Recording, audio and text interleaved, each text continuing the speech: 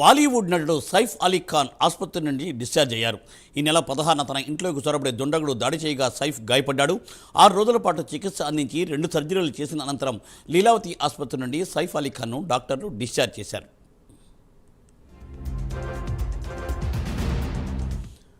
సైఫ్ అలీ ఖాన్పై దాడికి పాల్పడ్డ ప్రధాన నిందితుడిని పోలీసులు ఇప్పటికే అరెస్ట్ చేశారు. అతడు బంగ్లాదేశ్కు చెందిన మహమ్మద్ షరీఫుల్ ఇస్లాం షహజాద్గా గుర్తించారు. నిందితుడు 7 నెలల క్రితమే భారత్లోకి అక్రమంగా ప్రవేశించాడు. ఇక్కడికి వచ్చాక విజయ్ దాస్గా పేరు మార్చుకుని పశ్చిమ బెంగాల్లో కొన్ని వారాల పాటు ఉన్నాడు. ఉద్యోగం వెతుక్కుంటూ ముంబైకి చేరుకుని స్థానిక వ్యక్తి ఆధార్ కార్డును ఉపయోగించి సిమ్ కార్డు తీసుకున్నాడు. అతని కాల్ డేటాను పరిశీలించగా బంగ్లాదేశ్కు అనేక సార్లు కాల్ చేసినట్టు పోలీసులు గుర్తించారు.